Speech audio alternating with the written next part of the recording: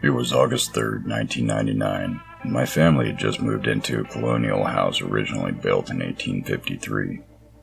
It was one of the first subdivision-esque communities in northern New Hampshire at the time, and my dad, being the history aficionado he is, fell in love as soon as he saw the memorial emblem on the side of the house. We didn't know what made the house so special aside from the considerable age, but the house itself was quite magnificent, so my parents eagerly accepted the rather cheap $550,000 price, and we quickly moved in. I was always a shy kid, and especially with my weight problem during this time, never really socialized and got to know in my community.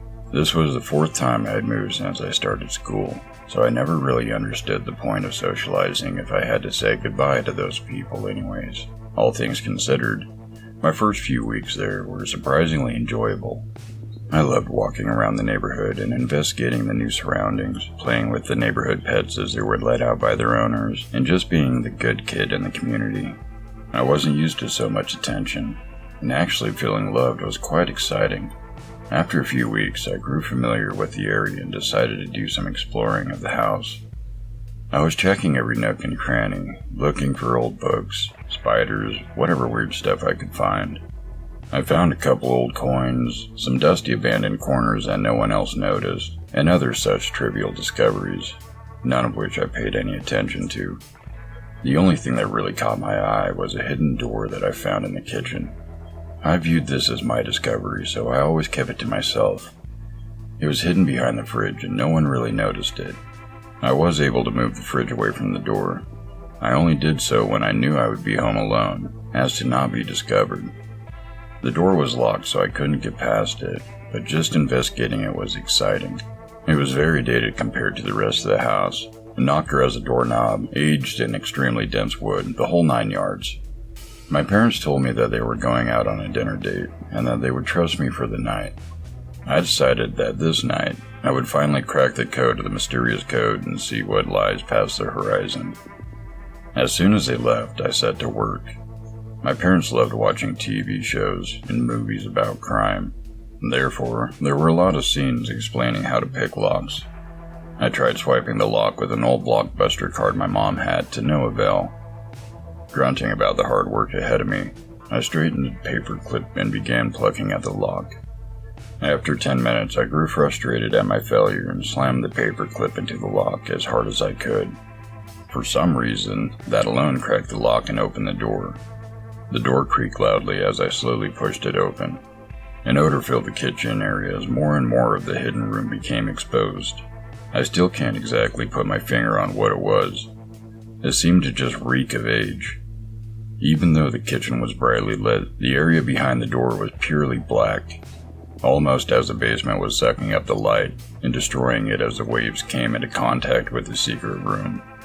I grabbed a flashlight and shone it into the abyss to find a decayed flight of stairs with a broken rail. In the very distance, I could barely make out a decrepit floor that seemed stained by something, but I wasn't sure. I felt a captivating feeling of discomfort and anguish as the aura of the room flooded me. Something told me to turn around and run, but I had already come too far. Terrified and apprehensive, I took my first step into the abyss that would soon become my new home. The stairs bellowed below me with every step I took. I became weary of the possible reality that the staircase wasn't sturdy and eaten away by termites, and that I would go plunging through the wood at any moment to my injury or death. Determined to push on, I rushed to the bottom of the stairs and slammed my feet against the cold ground. I shone my flashlight around me to reveal the details of the secret room, and to my astonishment, the room was extremely fancy. The floor was made entirely of marble, and the walls had fine art on them. Veils were hung from the ceiling as decorations, and the room was lined with gold. There was nothing in the high-class room aside from the paintings. For some reason, the room reminded me of an old-time barber shop or something. It seemed too nice. Noticing that there was a hallway in the corner of the room, I walked over to it. As soon as I arrived at the passageway, I noticed a distinct change in the quality of the decorations. The hallway was just a dull gray all around, made with cheap rock and no decorations. Getting to this hallway made my knees shake. I really wanted to turn back then, but I couldn't. I knew what I had to do. I began stepping down the hallway.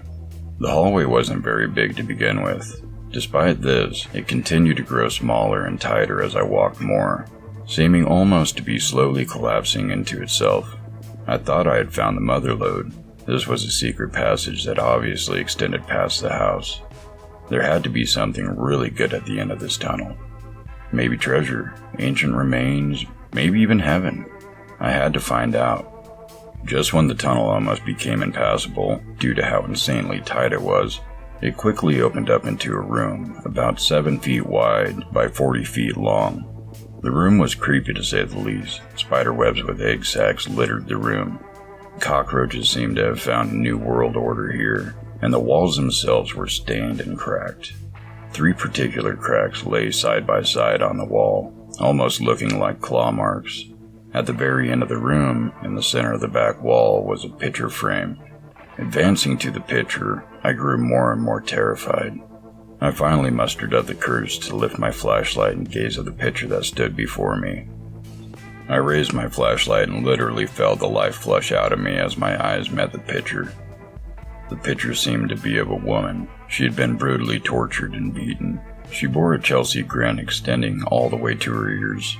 Her left eye was missing, her hair had been burned off, her upper lip had been cut off and removed, revealing her entire gum line, which was also clearly plagued with extremely severe gingivitis, and the rest of her entire face was covered in blood, cuts, and bruises as well. What was most disturbing, however, was her skin. It varied in hue, sometimes a human peach, sometimes a moldy green. It seemed as her skin began to grow fungus, and that said fungus was causing her skin to rupture. Numerous boils plagued her complexion, and it almost seemed like her skin was peeling and melting off. Someone had carved a haunting smile into the side of her neck, eerily similar to her Glasgow smile. On the other side of her neck, coming down to the top of her torso, were carved the words, "I am a fucking whore."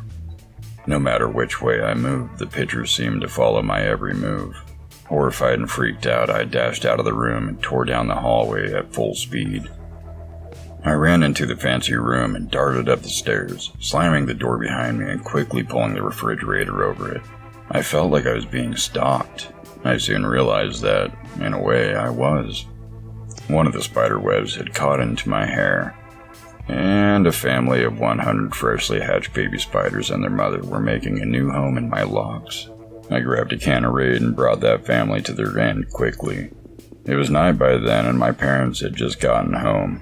I quickly washed my hair and said hello. They asked me what I did and I told them that I just read a few books, took a walk, played with a few of the neighbors' kids, and just relaxed. I went to bed shortly after that, tossing and turning throughout the night. After what seemed like hours, I finally dozed off. The next few nights were fine, the horror of that night seeming to fade away. I went back to playing with the neighborhood kids a lot, just walking around, being myself. I completely forgot what the girl looked like, almost as it never even happened. One day I was showing a new friend of mine around the house. He thought the house was awesome, looking at every little thing like it was magical. He made a mess of my room, of course, but he's a bit of a spaz, so I expected it. Once I finished showing him the upstairs rooms, the living room, and the dining room, he darted into the kitchen and grabbed something to drink. Too tired to follow him, I just gazed out of the window. Suddenly, I heard him exclaim that he found a door, and as soon as that rang out, I heard the scrape of the refrigerator against the tile. I screamed at him to stop, but he was too fast and he ran down. I followed him, and he was astonished by the beauty of the fancy room. He looked at all the beautiful paintings, danced around the room, and acted as if he was in an old-time movie. I could feel that anxiety again. I didn't like being down here. I told him to come upstairs and he obliged. When we got upstairs, I noticed that he had a piece of paper in his hand. He must have grabbed it while dancing around. I asked him for it. I opened it up and saw that it was a handwritten receipt for a super durable window, one that could not be broken, along with concrete blocks, drywall, cement, and then I noticed the extra note at the bottom of the receipt. The bitch can look at whoever she wants to. I don't care how cute she is. She will never get out. I told my parents and they called the police. The police came and they busted the wall down, only to find a dead girl, beaten, tortured, and brutalized, hanging from a noose, facing an unbreakable window, with Glasgow's smile on her face. The original owner of the house was captured and charged with murder,